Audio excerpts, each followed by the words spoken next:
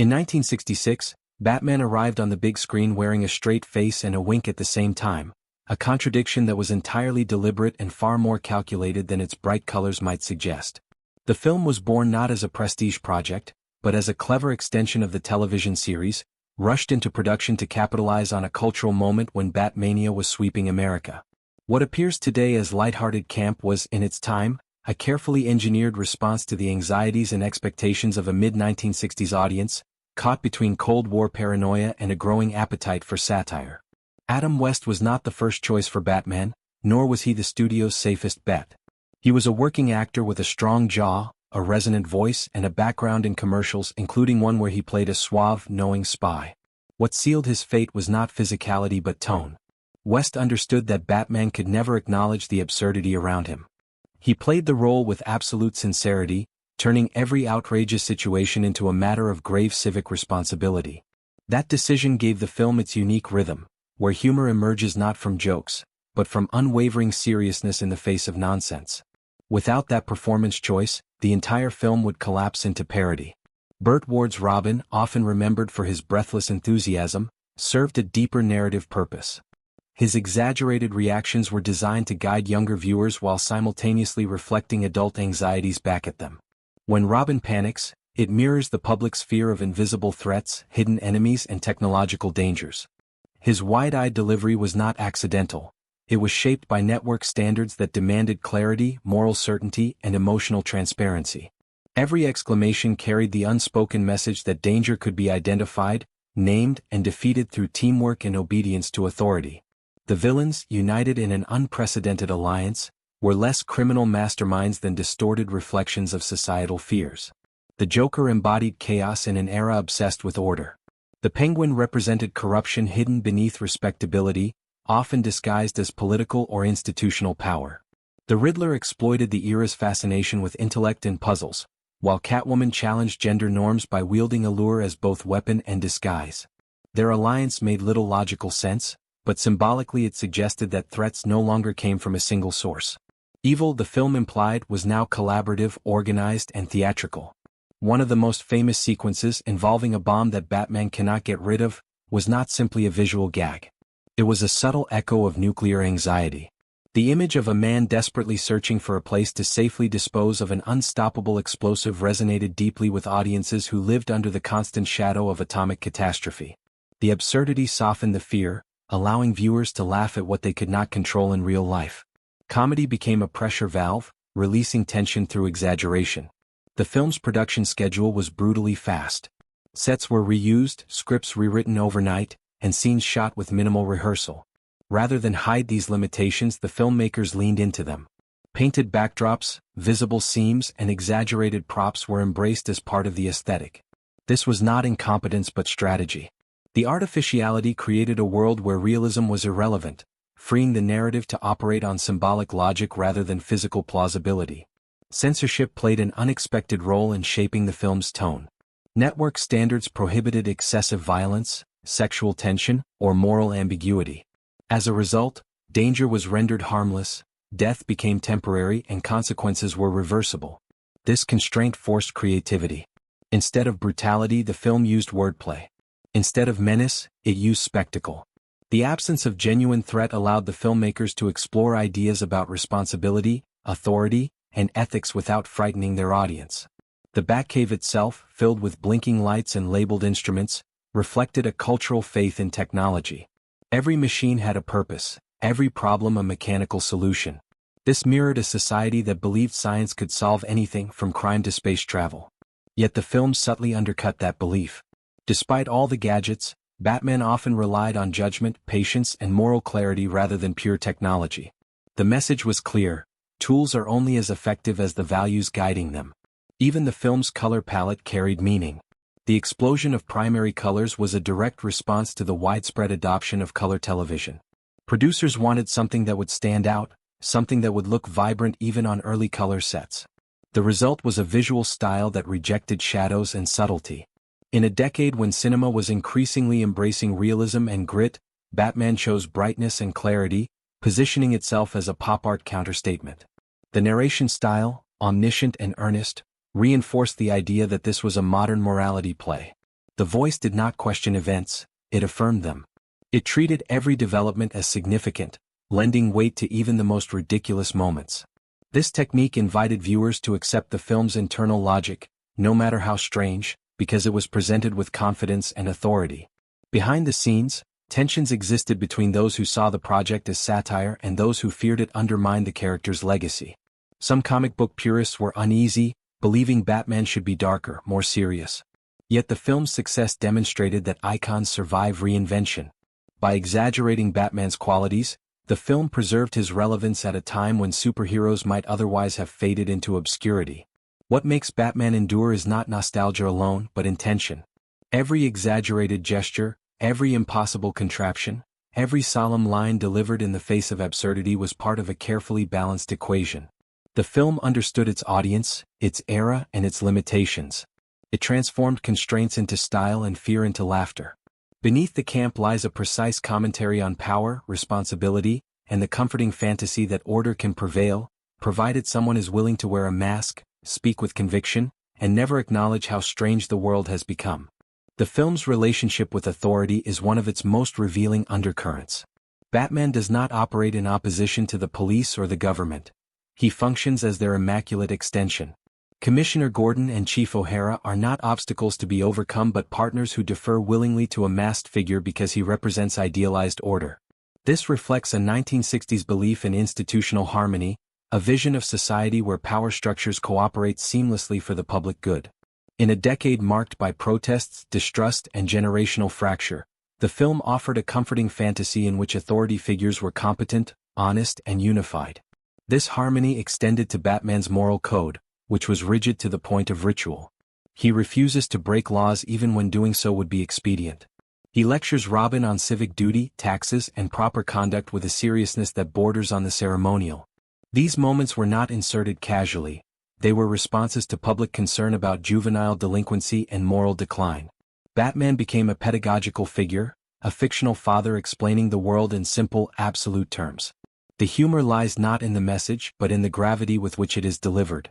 The villains, by contrast, delight in theatrical deception, constantly changing identities, voices, and disguises. This obsession with masks within a world already defined by masks hints at a deeper unease about authenticity. The film repeatedly asks who can be trusted and how truth can be identified. The answer, paradoxically, is through exaggerated performance. The villains are so flamboyant that their dishonesty becomes obvious, while Batman's rigid sincerity marks him as morally transparent. In this universe, subtlety is suspicious, clarity is virtue. Catwoman's multiple identities added a layer of complexity rarely acknowledged at the time. By shifting between personas, she challenged Batman in a way the other villains could not. She appealed to emotion, doubt, and desire, introducing ambiguity into a world built on certainty. Her presence exposed the fragility of Batman's composure, not through physical threat, but through psychological tension. The film never allows this tension to fully develop, restrained by its era's standards, yet the implication remains powerful. Order is most vulnerable not to chaos but to contradiction. The script's dialogue, often dismissed as simplistic, was carefully calibrated. Every line was designed to be immediately intelligible, rhythmically precise, and morally unambiguous. The repetition of formal language, titles, and ceremonial phrasing created a verbal texture that mirrored the film's visual excess. Speech itself became part of the spectacle. Words were not merely vehicles for plot. They were declarations of worldview. In a time before irony dominated popular culture, this sincerity carried weight. The film's pacing reveals its television DNA.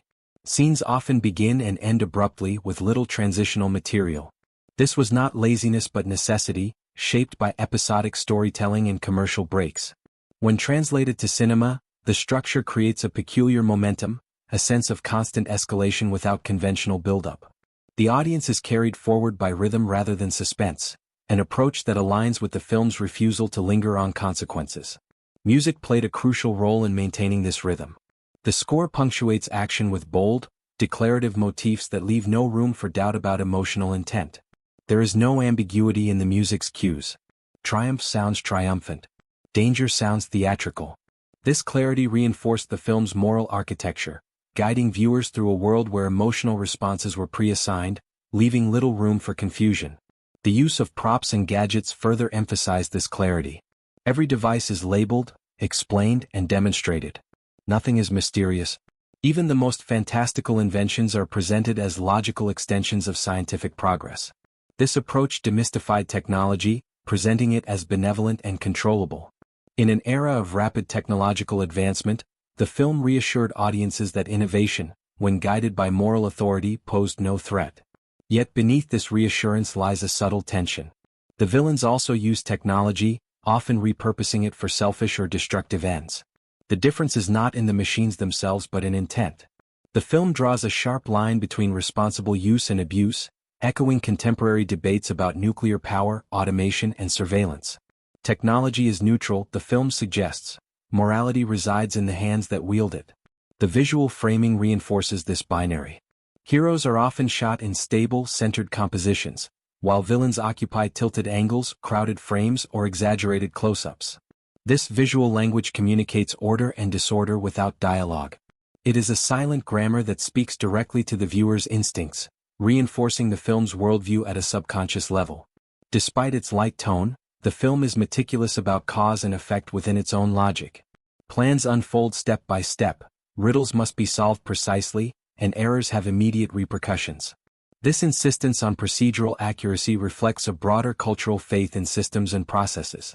Problems can be solved if approached methodically, if rules are followed, if intelligence is applied correctly. Chaos, the film argues, is not random, it is engineered and therefore can be dismantled. The audience's role in this process is not passive.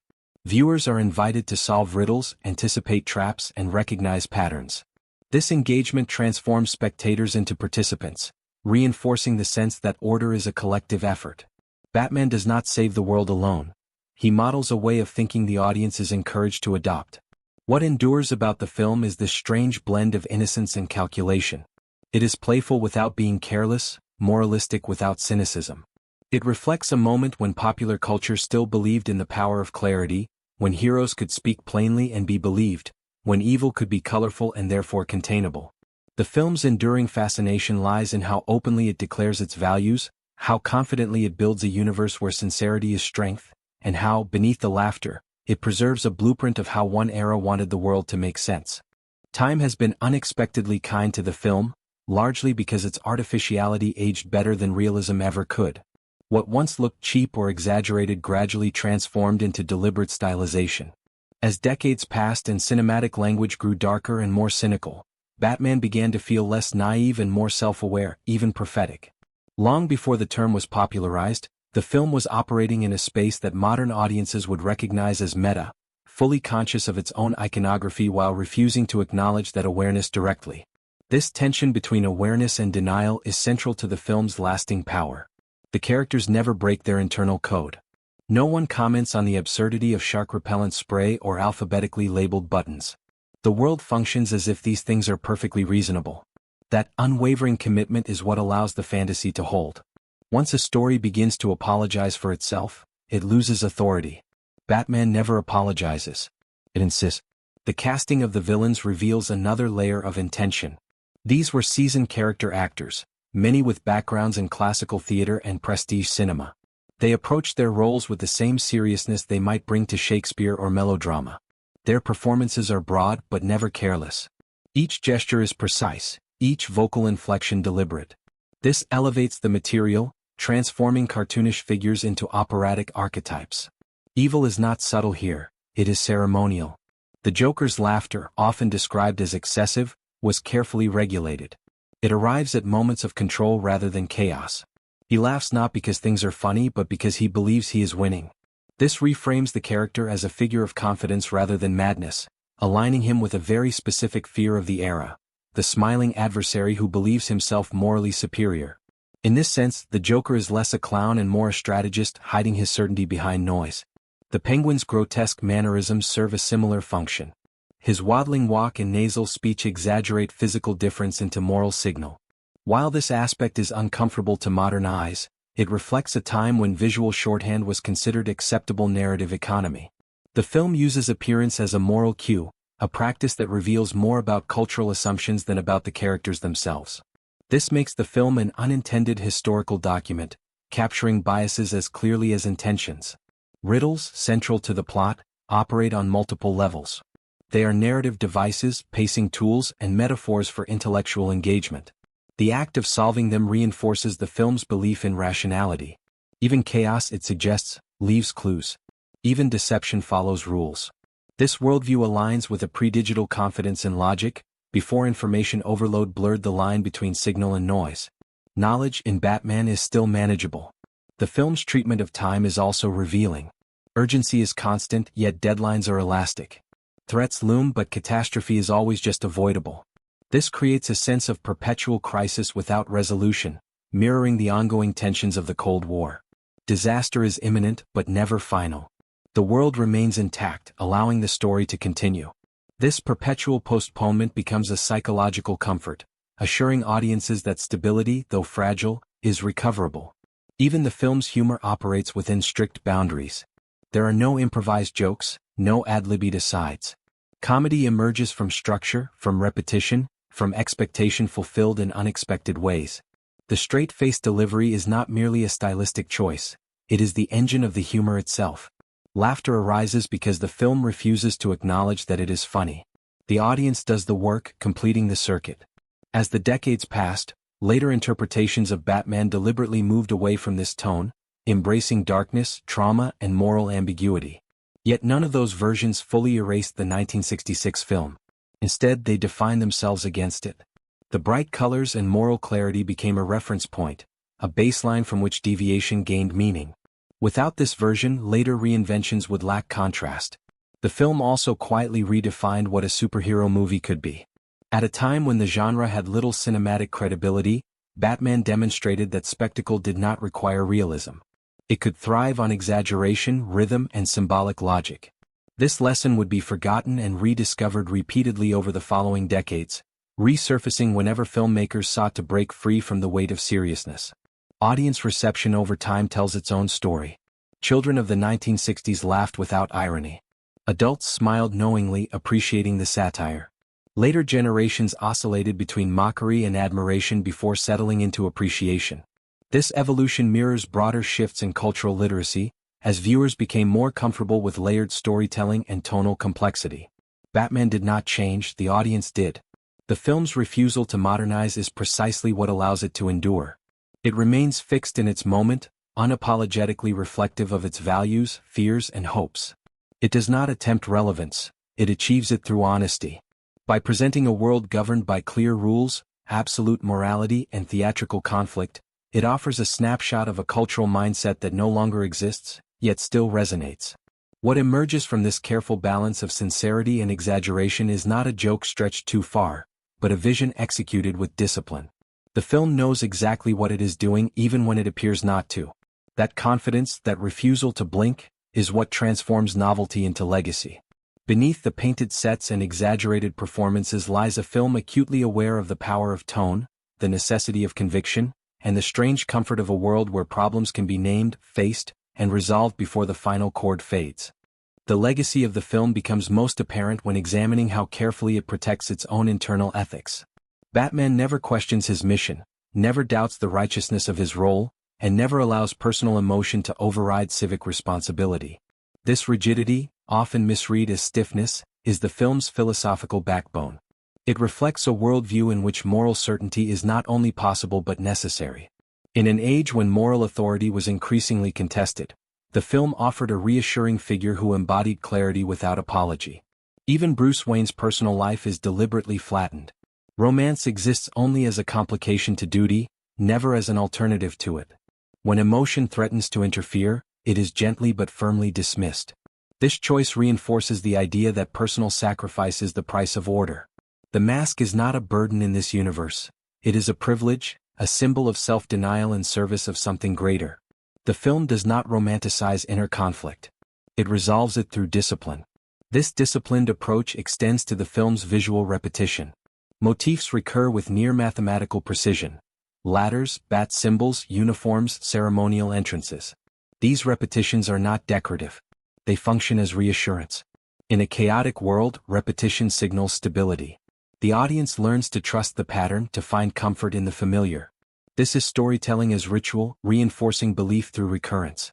The film's treatment of danger further clarifies its intentions. Threats are dramatic but rarely traumatic. Violence is implied rather than felt. Even when characters face annihilation, the tone remains measured. This restraint was not simply a product of censorship but a deliberate refusal to exploit fear. The film understands fear as corrosive.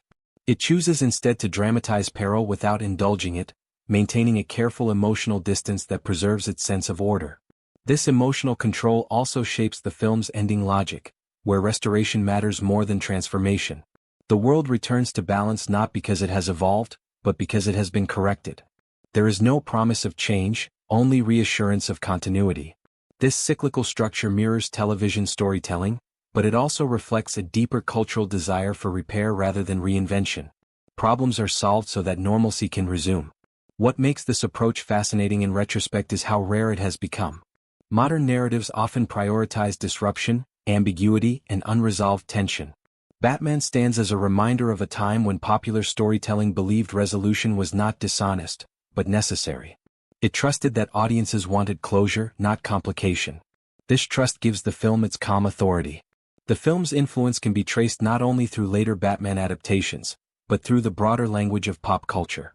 Its visual grammar, its musical cues, its embrace of exaggeration have echoed through animation, parody, and even advertising. Yet few successors replicate its sincerity. Many imitate the surface without understanding the engine beneath it. The camp without conviction becomes hollow. Batman succeeds because it believes in itself completely. The cultural conversation around camp often misunderstands it as mockery. In this film, camp is commitment pushed to its limit. It is excess without cynicism. The filmmakers do not laugh at their creation. They trust the audience to do so, gently, affectionately, without contempt. This trust is what keeps the film from aging into embarrassment. It never asks to be forgiven for what it is. The performances, now frozen in time, carry an additional layer of poignancy. They capture a moment when actors could play archetypes without fear of irony. Their seriousness reads today as bravery. It takes confidence to refuse self-protection through humor. Every straight-faced line delivery is a risk, one the film takes repeatedly and consistently. The historical distance also allows the film to function as a cultural mirror. Its assumptions, its blind spots, its optimism are now visible in ways they were not at the time of release. This visibility does not weaken the film, it enriches it. By preserving its worldview intact, it allows modern audiences to engage critically without dismantling its structure. It invites reflection without demanding revision. Ultimately, the film's enduring power lies in its refusal to fracture. It does not chase complexity, it embodies coherence. Every element, from performance to production design, serves a unified vision. That unity is rare, and it is why the film continues to be discussed not merely as a curiosity, but as a statement. Batman endures because it understands that mythology does not require darkness to feel serious, nor realism to feel truthful. It requires conviction. It requires a world built with rules and the courage to follow them to their extreme conclusions. In doing so, the film offers something quietly radical: the idea that clarity itself can be dramatic, that sincerity can be entertaining, and that a man in a gray suit, speaking earnestly about justice in a world of painted sets, can still feel meaningful decades later. What remains, long after trends have shifted and reinterpretations have multiplied, is not the joke, but the resolve behind it. A film that never breaks its own spell, never steps outside its moral frame, and never doubts the value of order. In that unwavering stance, Batman becomes more than a relic of the 1960s. It becomes a testament to the power of tone, the discipline of belief, and the strange, enduring comfort of a world where right and wrong wear clearly defined colors and stand unafraid beneath bright, unshadowed light.